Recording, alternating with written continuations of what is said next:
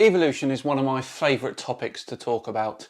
The sheer simplicity and beauty of it makes it one of the most important scientific revelations of our time.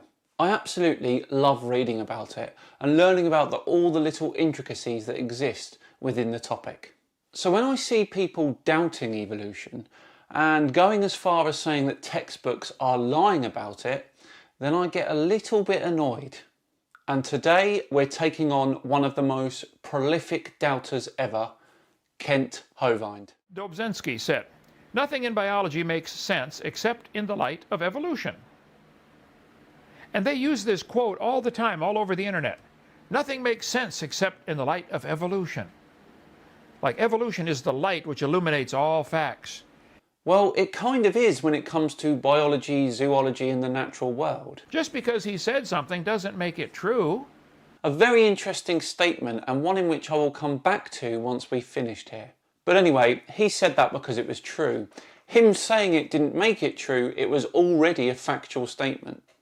They say, well, there are three lines of evidence: structural, microbiology, and direct observation. This is simply a lie. None of these lead to the conclusion of evolution. But just because you say that, Kent, it doesn't mean it's true. You see how easy this is going to be from now on? Now, you got a good point there, Dan. And just because you say evolution is true doesn't make it true either, does it, Dan? No. By the way, I forgot to mention, he got almost 100,000 views in a day and a half. Are there that many stupid people out there that follow this guy? Everybody in England isn't this stupid, are they? There are many, many people more intelligent than me in this country, and that kind of makes it worse for you, Kent, because you were debunked by an average Joe. Say, see, the humans, the cats, the whales, the bats all have similar bone structures in their arm. Now that is true, that is a fact. That does not lead to the evidence, to the observation or the conclusion that evolution is true. Well, no, but it does prove that all these animals are related somehow. And it is very, very strong evidence that they all came from the same ancestor. You absolutely cannot deny that. Okay, I'm going to deny it. Absolutely cannot deny it. I deny it. Anybody else deny it? Look at that. Whoa, we got about 20 deniers here. Okay, go ahead.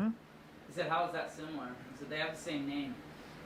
They have the same name, humorous. Yeah, who named it? The cat? Oh, that's my humorous. Yeah, okay, I'm sure the cat really didn't cares.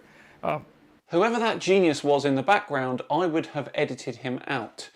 Is he really asking how all the animal groups came up with the same names for our bones?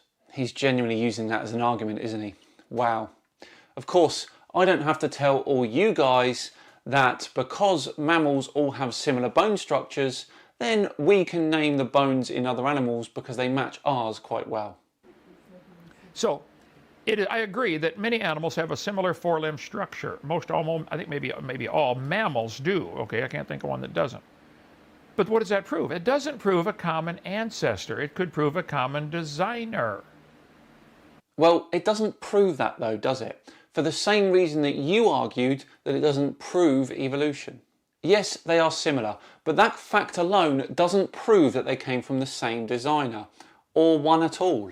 Nor does it prove they came from the same ancestor, Dan.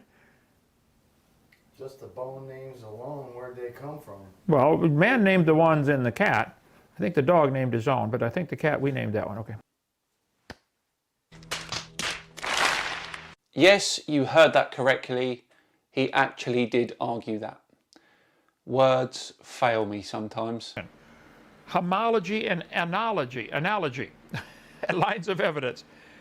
If they're similar, that proves they're related. If they look the same, but they're not similar, they're still related. Everything they see is evidence for evolution. In evolutionary biology, the term analogous pertains to various structures in different species having the same function but have evolved differently. So a butterfly has a wing, a bird has a wing, and a bat has a wing. Look at that, boys and girls, similar structures, they have wings. Now we know they're not related, and we know, but this proves they evolved different. In their mind, that's what they say, this proves they evolved differently. Not just differently, separately. Whoa. In your example, the wing has evolved 3 different times. Dan, just because you say that doesn't make it true. Thus, do not share common ancestor. Examples of analogous structures are as follows. Wings of insects and birds used for flying, biologyonline.org. Look, if the birds have a wing and the bats have a wing and the butterflies have a wing, maybe that's because it's a really cool design and they can fly in the air. It evolved because flight was necessary for that species or group of species for them to survive. That is all.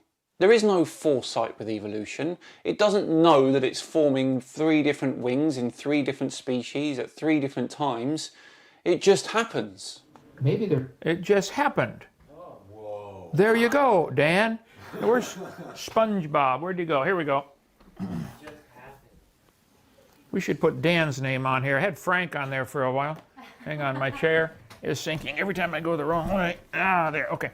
Okay, there's Dan right there, his twin brother. It just happened. No, it didn't, Dan. Didn't happen at all, ever. Where's the evidence? I'm calling you out. You said you're taking on the biggest evolution denier. Okay, take me on.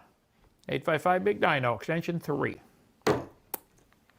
By the way, how did the butterfly evolve from its metamorphosis process, going from a worm caterpillar into a butterfly in the cocoon? How many died trying to do that one before they finally figured it out? What an astonishingly ignorant statement. I mean, seriously. Evolution is a long, slow and steady process. Insect metamorphosis doesn't just happen overnight after millions of tries. And this is the key problem. Most people that argue with evolution don't fully understand it. No, Dan, we really do understand how stupid it is. Just to say, think about it. For a worm to evolve slowly over millions of years, the ability to change into a butterfly. Why didn't it just stay a worm? It was doing just fine.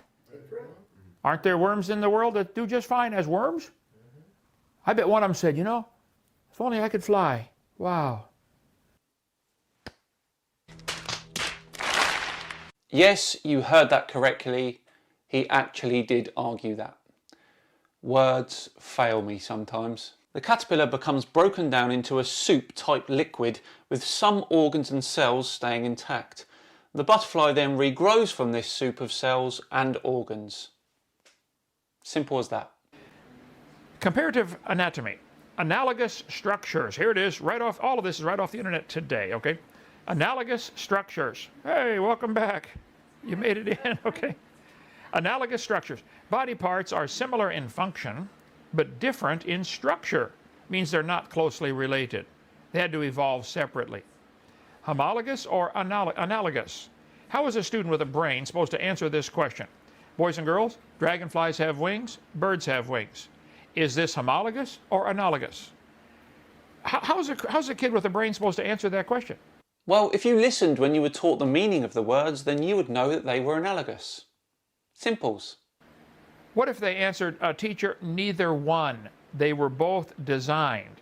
Would he get the question right or wrong? Probably mark it wrong, probably put him in detention. Well, that's a bit harsh. You'd never punish a child for getting an answer wrong. Ludicrous. They're giving 2 choices. Which is correct? 2 and 2 are 6 or 2 and 2 are 8? None. Neither one, okay? They're giving them 2 false choices here. Evolution evidence. Analogous structures. Here it is again. Separate evolution of structures. Yes, they must have evolved separately, but came to the same idea. Yeah, the butterfly had a brilliant idea. Let's make a wing. You've got to be kidding. Well, I'd hope that you were kidding, because at the moment you're not really helping yourself. Kent moves on to the eyes of squids and humans. Support for evolution. Comparative anatomy. Here it is. Analogous structures. Example, human eye and squid eye. Did you know squids have an eye and humans have an eye? That proves we're related. In their itty-bitty brain, it does. That's all they need. Similarities. The iris to regulate light entering the lens. Did you know you have an iris that determines how much light comes into your eye? And so does the squid. That proves we're related. In their mind, doesn't it? Unfortunately for him, Kent has picked an awful example to make his point. Let's allow him to gather some more rope before I tell you why shortly. How is a kid supposed to go to school and learn this garbage and come out normal? Each eye is filled with fluid. Oh, there you go. The eyeball's filled with fluid. Yeah, that's proof we're related. Well, think about it. If it was solid and somebody poked you in the eye, it wouldn't have any give to it, and you would probably go blind first poke in the eye. Anybody ever been poked in the eye before? You ever been poked in the brain before? Think, son. Think. Both eyes use a lens to focus. See, this, boys and girls, is support for evolution. Well, Kent, I am so glad you have asked. You see, you have picked the wrong example here, and I'll tell you why. Technology today is quite simply wonderful. You can map the genes of any creature you want. The human genome, of course, has over 3 million base pairs, and we know all of them. Now, it has been discovered that the eyes of the squid and our own eyes evolved because of tweaks to the exact same gene.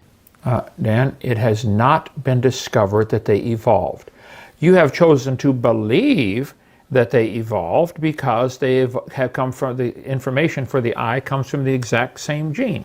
It's called the PAX6 gene and is responsible for the construction of the eye. Now, we have got evidence that that PAX6 gene has evolved to create eyes in two very different species, but in two very similar ways. If that is not proof for evolution, I don't know what is. That is correct, Dan. You don't know what is, okay? I don't understand how you guys, A, how you teachers can be so dumb to believe this, and B, how you can be such a liar to teach this to the kids. How do you collect your paycheck with an honest heart? The teachers teach this because it is the truth. It really is as simple as that. And for you to sit there and question the morals of these people that have spent their entire lives studying this sort of thing, is appalling. You're questioning my morals. I've spent my entire life studying this too. I don't remember questioning your morals, just your doubt of evolution. You're questioning me, Dan. I'm honest. I'm telling the truth. Nobody's ever seen a partial 85% wing. Amen. What good would a 95% wing do on a butterfly? And he says he understands evolution.